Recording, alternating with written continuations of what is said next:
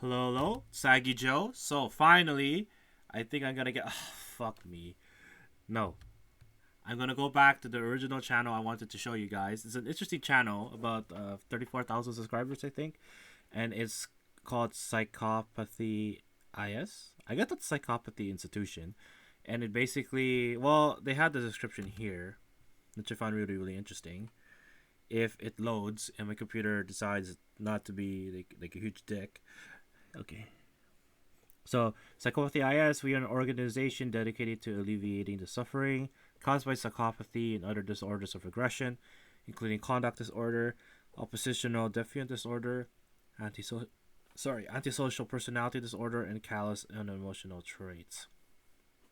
Worldwide, these disorders affect over 1 in 100 people and are a major source of distress and impairment. 1 in 100 doesn't seem that big, like 1%, but if you take the context of like a million people, I think that's what, like, what's 1% of a million, like 1,000 to 10,000. Nah, I don't want to get into the math right now, but that's still a lot of people. Okay, so back to, but myths, stigmas, and lack of information about psychopathy and other disorders of aggression can make it difficult for individuals and families affected by these disorders to find the support that they need. We are dedicated to raising awareness of psychopathy and other disorders of aggression, providing screening tools and other resources for affected individuals and families, and raising funds for research. We also aim to create educational tools for professionals and a national database of treatment providers to help share truths about these disorders. Now, I'm not sure if they're leaning towards more of to the side of the psychopath, but maybe they believe that you can rehabilitate the psychopath, but we'll see. Okay, so this part one, I believe it was this part one. This part one has 553,000 views, and it was uploaded 3 years ago. And this woman, I think, is a lawyer, which makes sense. A lot of things require psychopathic traits in order to be successful, whether it be a business owner, sorry, whether it be a business owner or professional athlete or even in entertainment. You really need a level of psychopathy in order to succeed in that field, which is why, especially the entertainment industry, particularly in Hollywood, is very drenched in a lot of controversy. With that out of the way, I'm just gonna watch this video, and I'm just gonna hope to God that my computer can actually record it for once. Ooh, I got some Arabic going on. Not even because of the one song that I listened to. Anyways, uh, let's get this party started. What is your background, and how did you come to realize that you had psychopathy? My pseudonym is Emmy Thomas. I wrote the book Confessions of a Sociopath, a life spent hiding in plain sight. I'm a lawyer. I'm middle-aged now. I am a diagnosed psychopath. I have a big family. I live in a small community in California where I grew up. I enjoy playing with my nieces and nephews. I was a music major, and I have a jam session later on that I'm going to, and I mostly just live a normal life. I think I never understood. So, right off the bat, it's really hard to tell whether or not you're supposed to feel anything for the psychopath over here. If this person is officially diagnosed as a psychopath, then we're just gonna have to roll with that and just kind of believe it. It's interesting that they wrote a book, because I've been slacking on the books department recently, I will admit. Even today, I should have done this earlier, but I've been a little lazy. But here we are. So I'm just gonna go into it. So it's interesting that you can get diagnosed, but I guess if she's able to assimilate into her current life without affecting and harming anyone too much, I think that's great. We'll see what else is new when we continue the video. The word psychopathy. I never understood the word psychopath until I was doing an internship. It was during law school, and I had a office mate who, this internship, it was supposed to be like a 9 to 5 thing, but really we only had like 2 hours of work per day or something. So we started talking, and she was a very interesting person. I think that the nature of the conversations were probably maybe a little bit more open than I realized. After several weeks of this, she said, you might want to consider the possibility that you're a sociopath. And so I just looked it up. Man, that's very vague. So she doesn't remember what she said that would lead the other person to believe that this person is a psychosociopath. And props to her. What the hell? This woman has some balls. Like, look, we live in a world where we don't want confrontation, and the fact that this woman just like found like the best way to call someone a sociopath without it being offensive is like, yeah, you might want to look into that. Like, have you heard of what sociopathy is? Yeah, you might want to look into that. I find that really interesting, actually. It's a very great way. Oh, this person, you can learn a lot with the way they are forming their criticisms and how they're delivering it. And found a website that had 12 criteria or something, and I kind of read through it, and I was like, actually, this does seem to fit. People had been telling me all my life, think more about others, consider others, what about other people's safety, what about other people's feelings, what about other people's needs, and that was not a very useful thought for me, because I was so bad at it. I mean, it would just that alone.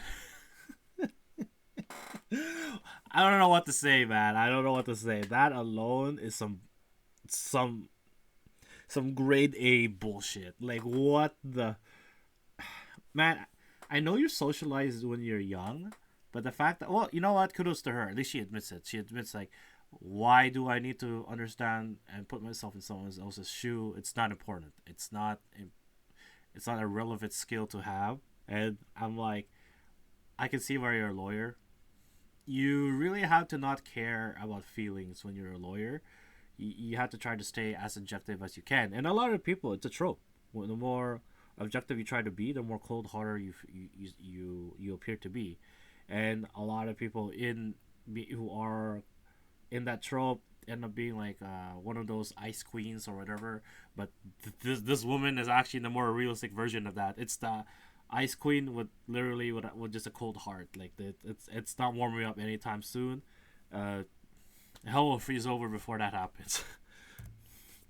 went so far against the grain that I basically, I was terrible at it. I even if I tried to, I'd forget the next day, and then it was like back to the same sort of behavior. And I think one of the things that kind of struck me is that, probably the labels that I think fit more closely are that I really didn't feel guilt. I understood that I didn't feel guilt. I am jealous. I feel guilt immensely, and it has affected my self-worth. I always feel guilty for things that are out of my control, and I always think, what could I have done, what could I have done better, what could I have done that was different, right? And the issues that I'm going through as well, like my addiction, I just feel this huge sense of guilt. I feel guilty that I'm viewing this thing as a form of coping mechanism. There's nothing wrong with viewing a nice video too of the bejewels, getting in there, getting inside crevice, as we'll put it, and getting that penetration right. Nothing wrong with that. However, with my situation, it's an addiction, so it's not the same thing, and it affects my self-worth because I feel guilty. Man, what I would give to just sometimes never feel guilty. Like, don't feel guilty at all. I look back at all my old memories, I'm just like, fuck, I shouldn't have done that, and it's something that I hold a grudge against myself for stuff that's happened like 10 years ago, and it's very, very frustrating, and that extends to other people. I've held some grudges for a very long time, and it's something that I hate about myself, and I don't know why I can't get over those grudges and just get along with people. I preach all the time, we're all just trying to move forward in this world, and it's better if we just get along. And this is the reason why I know what it's like to always be in conflict, and I really wish I was always more in nature in the situation of getting along. I don't get along with much people. Maybe I'm a psychopath. Who knows? I understood that people had tried to shame me before into feeling guilt. I remember this time when I was, 8 or 9 or something. We're watching TV and there's this kid on the screen and he was, disabled or something. And I made a joke about it. I made a joke about how he was disabled. And my dad said, "Have you no empathy?" And was just kind of like shocked and disturbed by whatever the joke. I'm gonna go 50-50 on this. It depends on how funny the joke was. I don't think I'm allowed to say those jokes right now because I'm trying to start my channel. However, depending on the jokes, if it's funny, I'll always give a laugh and then chastise you. It's like this one thing that happened to me. Okay, so just quite a tangential story. There is this big guy walking on the sidewalk, and I was with my friend and we were walking opposite direction. So I was going towards traffic light. The gentleman was going towards the subway where we were coming out from. So this big gentleman, very big, morbidly obese, he trips and falls, right? And the first thing I do is I laugh. Fortunately, like I'm an asshole. I'll freely admit that. I start laughing, and then what happens is there's a lot of people judging me. They're like angry at me, right? So when I have my fill, I laugh for about like 10 minutes. That no 10 seconds. I'm not that heartless. 10 seconds. I go out to the guy and help him up. Like I had my laugh. I had my fill. Now it's time to help you, and that's what I did. And out of everyone who was judging me for laughing, I was the only one who helped the guy up. And then I apologized to the guy. I said, "Hey, look, listen. I wasn't. Well, okay, I was laughing at you, but it's more so the image than like you as a person, right?" And then the guy said, it's all cool, and then he went on his merry way. But all those people were still giving me looks, like judging me. I was like, "Look, I laughed, and I will admit that I was a bit of a jerk, just a little bit, but I will have I actually helped the guy up, and none of you judgmental people helped the guy up. Even my friend, who was mortified I was laughing at him, he didn't even help him up. I actually had to ask the guy. I was like, "Look, this guy's fucking heavy, man. Like, help me out here." So I'm just saying, depends on the context, because it depends on the joke. If something's funny to me, I'll laugh, and then I'll think about my ethics after. Was. And I thought to myself, what is empathy? And maybe I don't have it because, I think I asked him, what is empathy? And he started telling me, okay, you start feeling for other people. And I thought, well, definitely I don't do this. I mean, it is one of my more negative traits, especially when, like, during my 20s. I call that kind of like the playground stage, because that was like when all of my psychopathic traits were at their peak. And if somebody cried, I would get angry with them. I thought crying is kind of a manipulative tactic because Not wrong. Not wrong. Depends when crying is used. I myself have used my tears to manipulate a situation or two, just to get myself out of trouble. So it is a manipulation tactic, and I've bettered myself. I try not to cry unless I really mean it, and yeah, I'm gonna do it. Oh, I cry, boo hoo. Yeah, yeah. Anyways, uh, it the crocodile tears are the form of manipulation. However, it's very very hard, especially for an untrained person, to know what the crocodile tears are. Right? A lot of spouses, for example, who are in an abusive situation and their partner doesn't allow them to leave, they use tears. They only use tears to keep you in check. They use your empathy against you. There's actually situations where it's better to be a psychopath. Like it's better in an abusive situation, for example. The example I gave, it's better to be psychopathic and just leave, just dip, just do what's good for you. However, that being said, we are not like that, and I find a lot of people who are in abusive relationships, at least the ones who are being abused, are typically they tend to have emotions as well. They what the hell am I saying? They tend to be like an average person. They don't tend to have like psychopathic traits where they don't care. Uh, but it's kind of different when you're a kid, because you typically speaking, when you're abused as a kid, it does lead you to psychopathy. There's a lot bigger chance, either that or sociopathy. So it's very very common for a lot of abusive kids to have abusive traits themselves and have a lack of empathy. How But that's a generalization. That's not gonna fit like a one on one. I just remember that when it was the studies when I was still in school.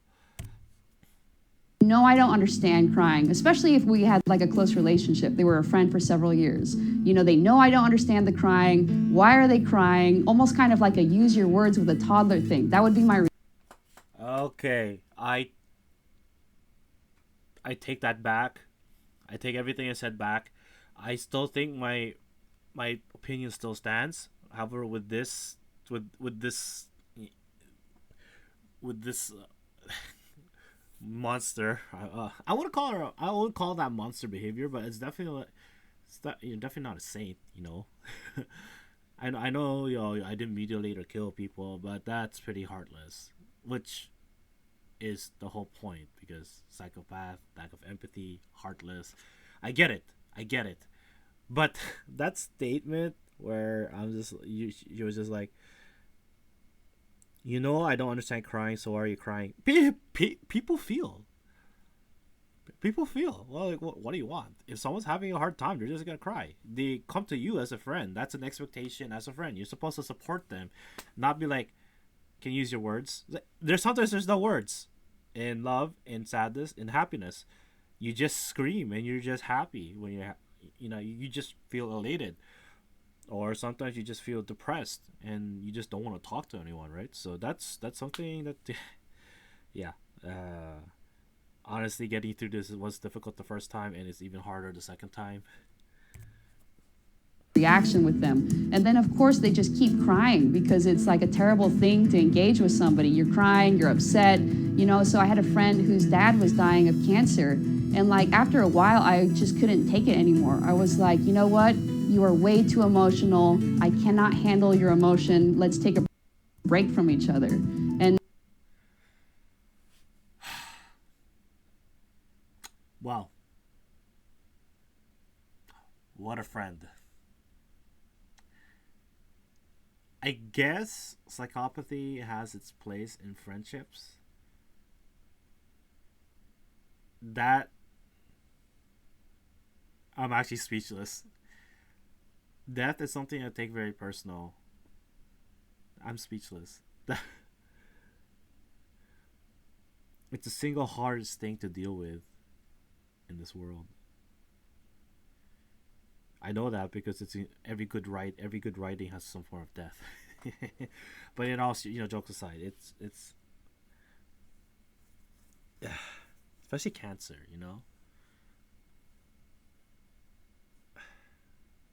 I got no words. I'm just gonna keep on going. I think her dad died while we were during this break, that I took, which was Oh fuck. The dad died too. Jeez. Ugh. Is there therapy for this? That is not a friend. Straight up. This is the type of friend that you always keep like on surface level and you never want to go deep into the relationship. This poor like her friend, the one that suffered through this, death hurts more when you have nowhere to go to. Then you have the one friend you're being vulnerable, opening up like this, and your friend just tells you, "I need a break. You're too emotional." That would mess me up for a very long time. I wouldn't be able to trust. I wouldn't be able to trust people, and then I wouldn't be able to keep myself vulnerable. I can't handle your emotion while your dad's dying. I mean, now I look back at it and I think that's not being a good friend. But at the time, I just thought, honestly, I do not have the emotional depth, the capacity, the empathy to be able to deal with this. At least they had the hindsight to think that. At least they didn't think that. Oh, I'm just innocent, and all of y'all are wrong. At least there was hindsight there. There was actually some analysis of just like, oh, you know what, that probably wasn't very nice. I shouldn't have said those things, kind of thing. Having said that it's kind of infuriating to be honest, just watching it. But it's probably because psychopaths psychopathic behavior is infuriating, but it's also something that's deeply ingrained in our culture, in our roots. Because, you know, let's take the whole alpha male things in animals, right? In all honesty, it is very psychopathic if you think about it, because a lot of these animals will participate in infanticide. Sometimes they don't even wait for the animal to die before they start digesting. In alpha male situations, right? Like look at the lion. Lions participate in infanticide, right? When the alpha male's reign is over, they lose to like a younger, stronger alpha male. They tend to kill the cubs, and the concept kind of translates to humans a little bit. You'll kind of have social hierarchies where the nerds and the geeks are bullied, and those bullies, a lot of people, there are stories of the bullies flaming out in life, but some of the bullies find success too. Those guys with psychopathic traits, they can lead you to success if you're able to find the industry for it. So, business, for example, is a very good area to have psychopathy in it, because why do you want someone who cares about all this shit? You just want someone who's gonna get everything done, right? So if everything gets done and you take emotion out of it, you'll have a very optimized business structure, but it's kind of devoid of you know that human element that keeps you going. And I'm glad a lot of studies are showing how productivity is nicer when you have a lot more satisfaction with your staff. Think that that's 100% the case, especially as a manager. But like I said, I don't know, man. This was a painful video to watch. Thank you to Psychopathy IS for the video. I do appreciate this lady's insight to what it's like. I forgot to mention, man, like just this face, kind of like feels like you kind of feel that there's like some kind of Joker thing going on. I mean, like there's some level of antisocial disorder that's happening. I don't know. I can't describe that smile, that face. Oh my. I don't know, but I'm not gonna judge her looks too much because that's not fair. Because there's probably plenty of people with the same exact face and they're not psychopaths. I'm just saying, like, if you're looking for a cartoon villain, some crazy, some crazy lady who tries to take over the world, you can use this as a point of reference, I suppose. That's kind of mean. It's kind of mean. This person, at the very least, this person was a lot more socially conscious about what was socially acceptable or not. So that's something that's pretty interesting about the conversation here. But like I said, hey, when it comes to law, psychopathy really reigns supreme. All right. Thank you very much for watching. Later days.